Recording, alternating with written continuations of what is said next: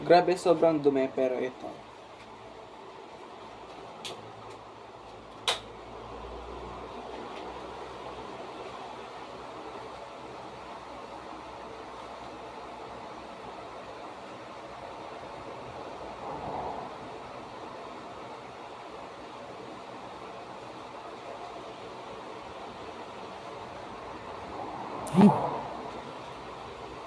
Hindi pa na dumi. Kainit ka.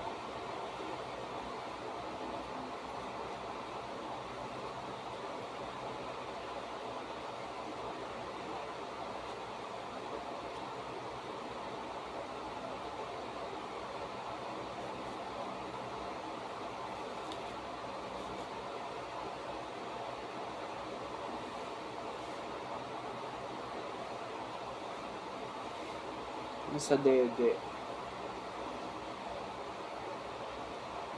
Kasi wait. Tapos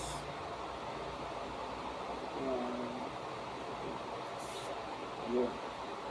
Yun din. Lang. Pasok dito. And then adjust yung color.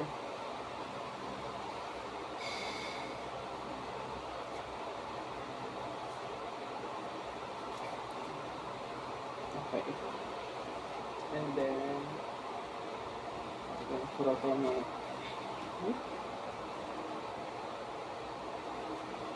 bigat talaga nito.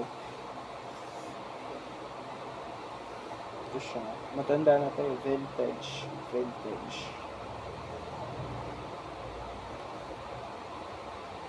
Sabihin niyo, putang inang dumi.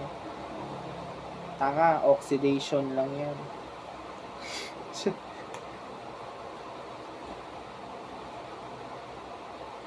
Galit na galit ang puta. So, ito, ayusin ko lang. Para hindi siya masyadong binaboy. Yung folded na yung dalawa.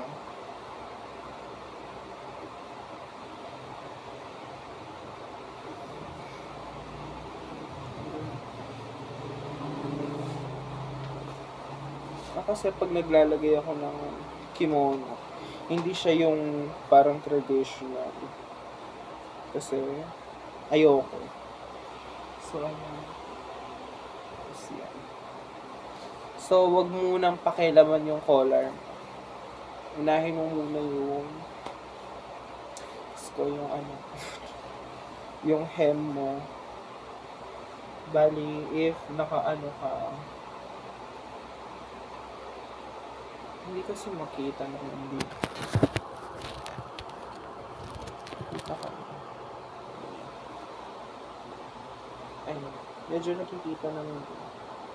So, measure. Pero hindi na ako nag-measure kasi sanay na ako.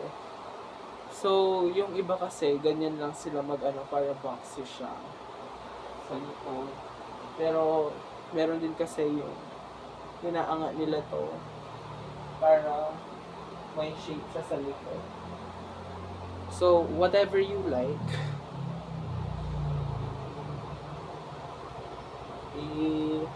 basta kung ano yung iniibig mo, yun yung gawin mo. Tapos, i-fasten mo na muna.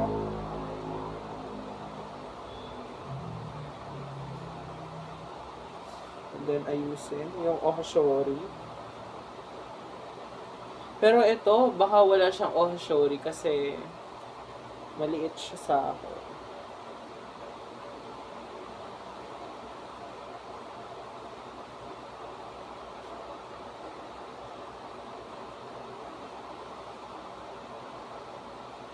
Make sure pala na dapat pantay yung mon.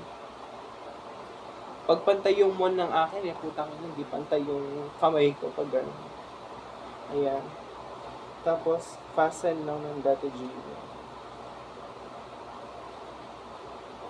Or himo. Basta kung anong meron ka.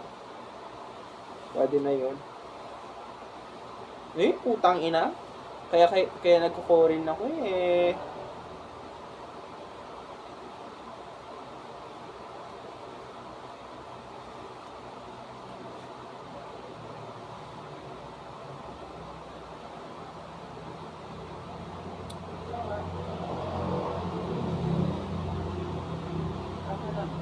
nag-slide off lang yung ano ko. Bali, pag nag-slide off yung OB, ay yung airy, gagawin mo. Just reach for the thigh. Eh, ano kasi to? Tawag dito. Sugata airy. So, ayun. Tapos, adjust mo lang. Ito, this is one of the reasons. Tapos, yan. Okay na. Pantay ba? Hindi siya pantay, pero putangin na ayoko na. Kaya, hindi. Medyo pantay naman siya. Medyo lang. O, diba? Tapos, yung OB.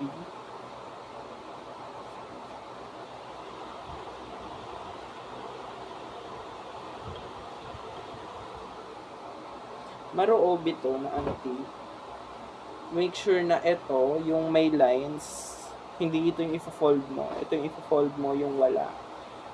Kasi yun yung tare, ito yung te. Tama ba? Ewan ko. Hindi ko na maalala. Pero yeah, gawa ka muna ng triangle. Gusto kasing nahihirapan kaya ganyan.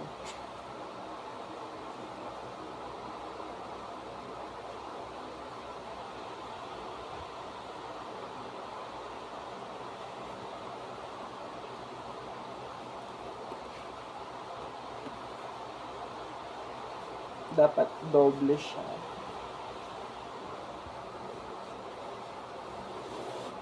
Pero wag mong masyadong paka-tighten. So, ilusan mo ng konti.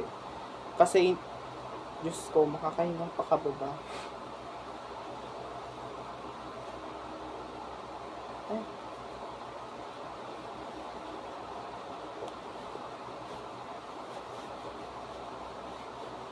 Tapos, i-take mo lang yung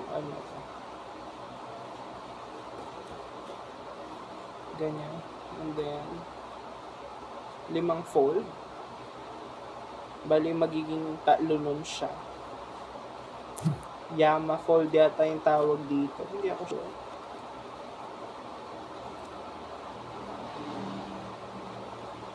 Hindi na ako sure kasi matagal na akong hindi nagaganito.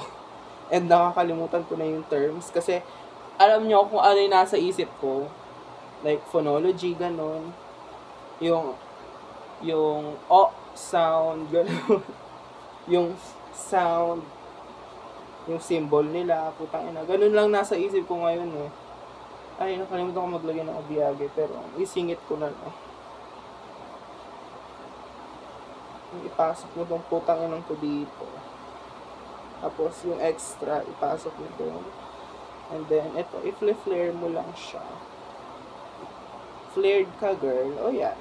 Tapos, yung obiyage, kung nakalimutan mo din kagaya ko, fold mo muna into 3. Into 3, yan. Tapos yan. And then, ipasok mo. Pag nakalimutan mo, ganito yung gawin mo. Pero pag di mo nakalimutan, di mo naman kailangan na gantuhin.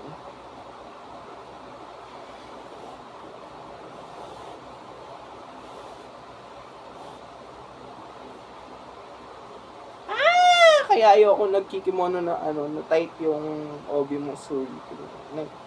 Ang hirap.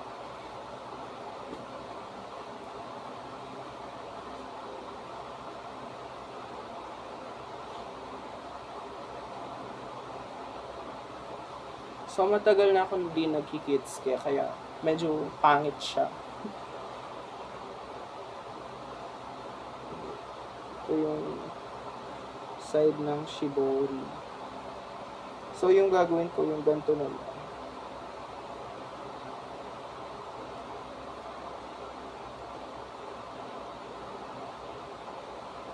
Parang hindi ko tight. Hindi ko nga tight. So, yung normal na lang.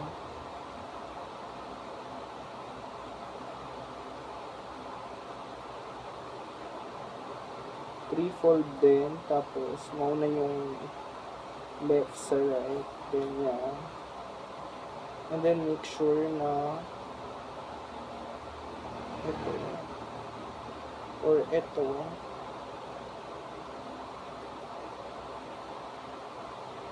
Is nasa harap.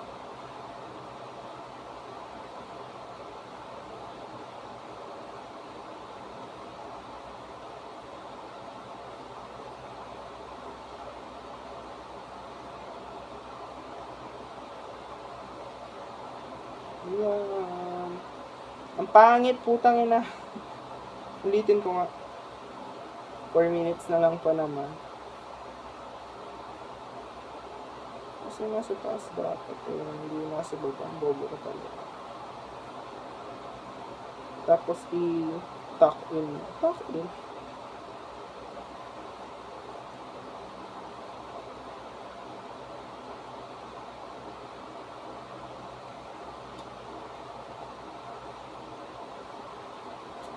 Ayan. Tapos, i-center mo siya. Ito namang putang inang color na to ay yung mag-stay. Pero kung naka-nagajuban ka, mas easy kasi kung naka-nagajuban kasi mag-stay talaga siya. Tapos, ito yung OBGYN. Ay, baliktad. Ayan. Isang knot. Tapos, ito. I-fold mo siyang ganun. Bali, may loop siya na ganyan. And then, ipapasok mo to dito. Ay! Tama ba? Oo.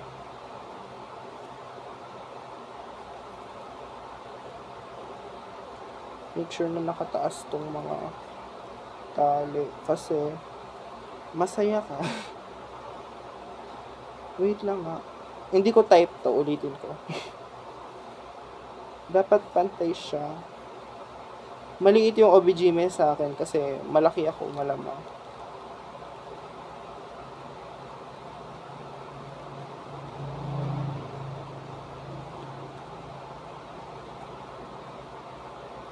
Ayun. Ito, nanggigigil na ako. O yan. Tapos yung likod, hindi ko na alam yung itsura ng likod, pero kung pumangit yung likod, ewan ko na lang. Kasi walang makure, so, yeah, ito na yun.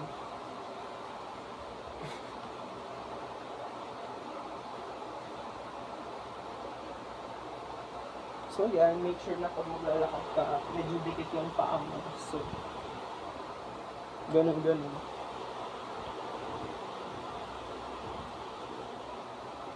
Masarap talaga maglakad dito pag naka-zone. Bye-bye.